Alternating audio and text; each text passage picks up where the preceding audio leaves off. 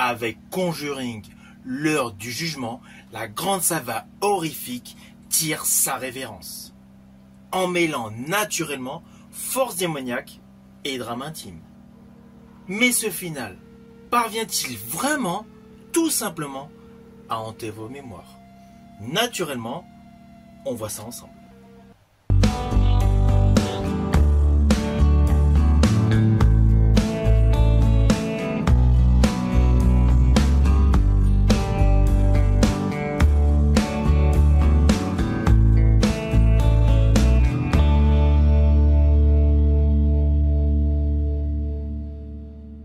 Hello, c'est HR, votre chroniqueur. Je vous fais mon retour sur le film Conjuring 4, alias Conjuring, l'heure du jugement. Film réalisé par Michael Chavez.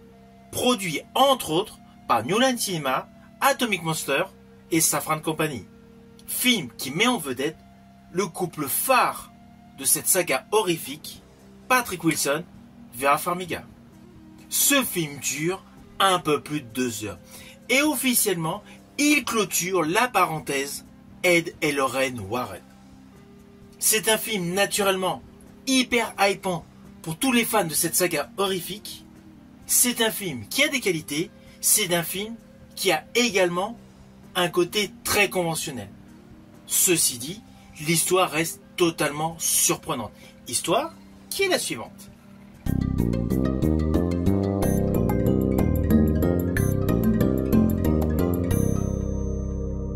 Alors en fait, l'histoire a beau se dérouler en 1986 dans ce film, au début de celui-ci, elle se déroule dans les années 60.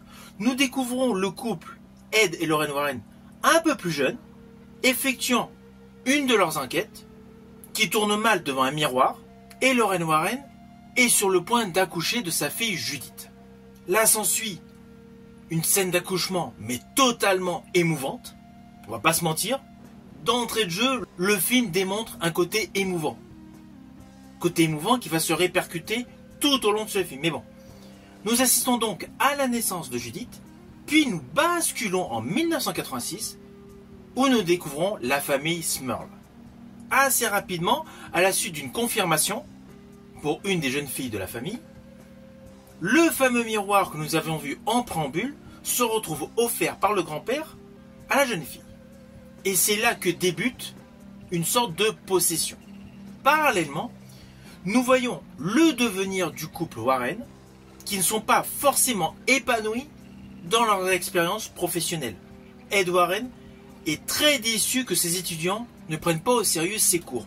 On ressent une certaine lassitude, mais il est obligé de se concentrer à ce mode de vie à cause de son problème cardiaque.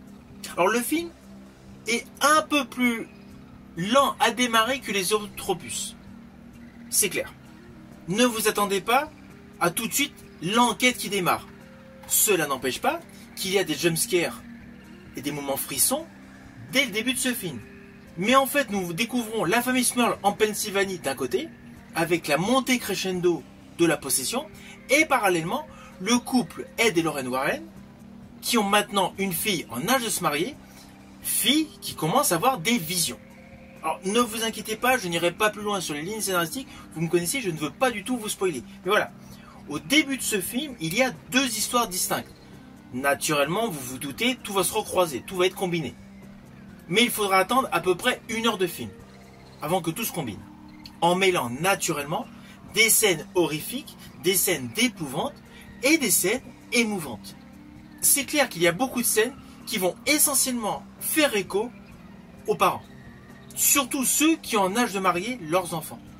Il y a tout un côté émotionnel lié à la naissance d'un enfant, à sa transition vers l'âge adulte, vers une étape qui s'appelle le mariage.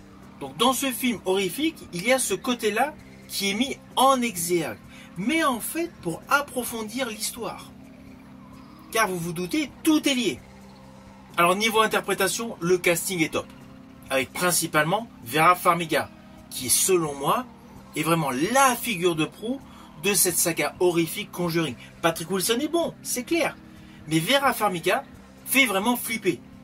On ressent réellement toutes les émotions de peur, d'angoisse qu'elle ressent. À cela s'ajoutent quelques scènes flash, quelques scènes trash, qui font flipper. Je pense à une scène sur un lit, où des mains donc sortent par-dessus un couvre-lit pour après disparaître. Il y a toujours comme d'habitude les jeux d'ombre et de lumière. Et surtout, oui, pas mal de clins d'œil à Annabelle. Si vous avez aimé la saga des Annabelle, spin-off de cette saga Conjuring, vous serez aux anges. Annabelle est largement pris en référence dans ce film. D'ailleurs, le make-up est top. Tous les trucages sont bons. L'effroi est totalement suscité. Les séquences de frayeur sont topissimes. Ceci dit, une chose qui peut être considérée comme un point négatif sur ce film, c'est qu'en fait, il y a des baisses de rythme. Elles sont légitimes par rapport au scénario. C'est logique, on veut incorporer un côté émouvant, un côté familial, dissipant quelque peu les moments de frayeur. Ce qui casse partiellement le rythme du film. Mais cela n'empêche pas qu'on est tenu en haleine du début jusqu'à la fin. Même si le final, on se doute, est toujours assez conventionnel pour ce type de film. C'est évident, vous allez retrouver le climax habituel des films d'horreur liés aux exorcismes et à la possession. Avec les claquements, les démantibulations, les formes distordues, l'orage, enfin tout ce qui fait peur. Vous le retrouvez naturellement dans le final. Enfin, quand je dis dans le final, dans la grosse séquence horrifique finale qu'il y a dans tous les films, liés à la possession et aux maisons hantées. Car dans ce film, on joue sur plusieurs choses. Les maisons hantées et la possession. Alors il y a un côté que j'ai trouvé vraiment pas mal, c'est la séquence où il y a un homme avec une hache. Je n'irai pas plus loin, naturellement. Mais ce côté-là est innovant dans cette saga. En plus, là, il y a des couleurs vives, notamment pour le sang, qui fait radicalement contraste au jeu de lumière où c'est essentiellement du blanc, du sépia et du noir. Là, la colorimétrie de ce film est un point essentiel pour distiller de la frayeur. Alors d'un certain côté, il n'y a pas de renouveau visuel, mais on va pas se mentir, c'est assez compliqué au jour d'aujourd'hui d'innover chaque plan séquence autour d'un film de possession. Mais cela n'empêche pas que la surprise est là. Perso, j'ai aimé ce film. Il est certes moins bon que le premier. Le premier, de toute façon, de la saga reste selon moi toujours le meilleur. Mais j'ai préféré ce quatrième opus au troisième. Le troisième était selon moi plutôt classique. Là, celui-ci offre davantage d'intensité horrifique et également un côté familial. Cependant, lorsque dans la bande-annonce, ils vous font ressentir que c'est le dernier opus de la saga des Conjuring, oui, officiellement c'est le dernier opus de la saga des Conjuring, c'est clair. Mais dire qu'il clôt définitivement le chapitre autour du couple Warren, pas forcément.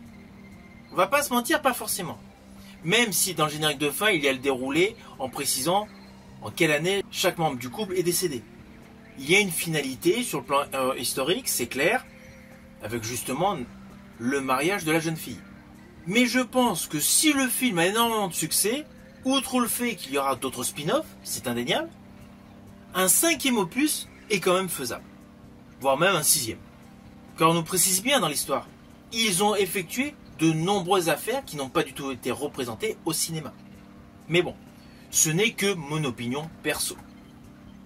En tout cas, en ce qui concerne ce film, c'est un bon opus de cette saga horrifique. Alors au final, naturellement, c'est un film que je vous invite à découvrir au cinéma. Il vaut vraiment le coup. La qualité photo, l'image est très belle. Les effets visuels sont de très bonne qualité. Et les maquillages. Il y a des maquillages qui font vraiment flipper. On va pas se mentir. De ce fait, c'est quand même l'objectif principal de ce film, de vous surprendre. Ce film surprend.